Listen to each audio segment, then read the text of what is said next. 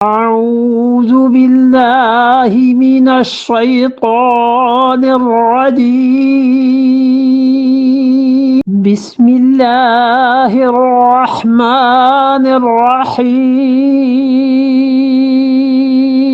وكأي من نبي قاتل معه ربيون كثير فما وهنوا لما أصابهم في سبيل الله وما ضعفوا وما استكانوا والله يحب الصابرين.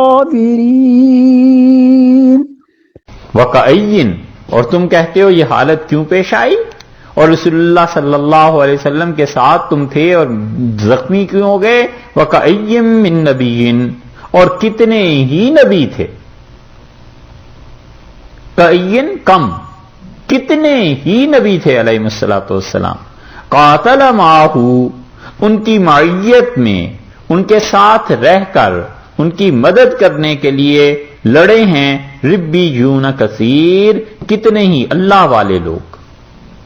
ربی رب والا، مراد اس زمانے کے علماء فقہا جو اس دور میں ہوں گے انبیاء علیہ الصلوۃ والسلام کے ساتھ.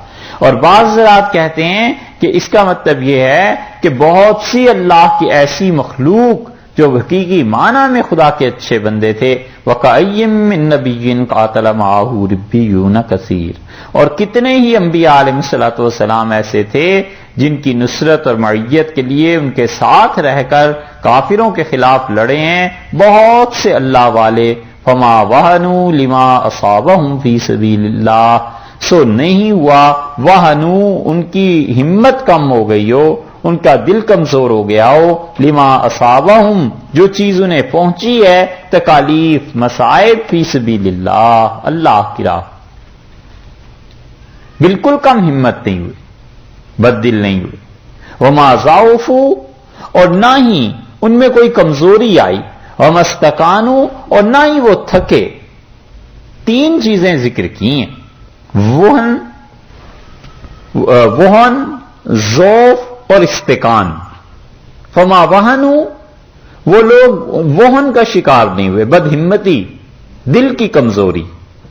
ضعف، جسمانی قوت کی کمی، مادی طاقت اس کا کم ہونا، انہیں اس کی فکر نہیں ہوئی. اور مستکانو، اور تھکے بھی نہیں. اور ایک تفسیر یہ کی گئی ہے کہ مستکانو، انہوں نے دین بھی تبدیل نہیں کیا.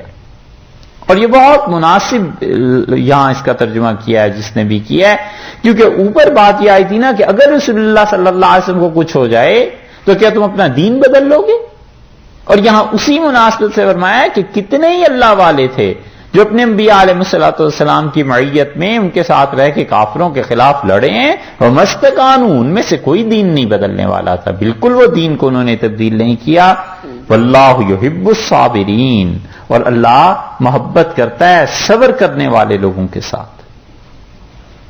خدا کی راہ میں اتنی تکالیف انہوں نے اٹھائیں، اتنا کچھ انہوں نے برداشت کیا اور صبر کیا، اپنے مقصد سے نہیں ہٹے.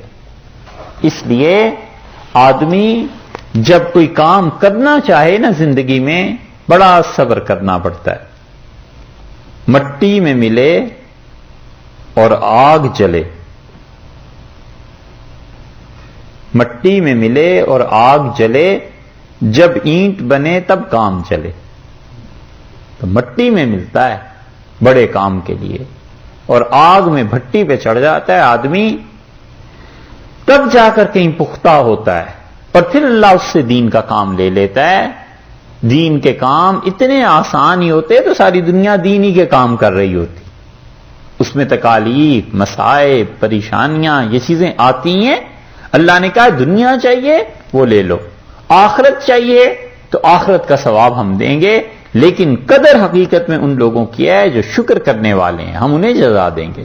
یہاں فرماتے ہیں کہ دیکھو اللہ کی راہ میں کتنی تکالیف، مصائب ان بیچاروں پر آئے، لیکن نہ ان کے دل کی ہمت ٹوٹی، نہ ان کا جسم پیچھے ہٹا کام کرنے سے، اور نہ ہی انہوں نے اپنے دین کو تبدیل کیا، نہ نظریات سے پھرے ہیں۔ واللہ یحب الصابرین، اللہ ان سے محبت کرتا ہے جو صبر والے ہیں، ڈٹ جاتے ہیں، ایک مرتبہ سوچ سمجھ کے طے کر لیتے ہیں، پھر عمر بھر اللہ کے لیے کام کرتے ہیں۔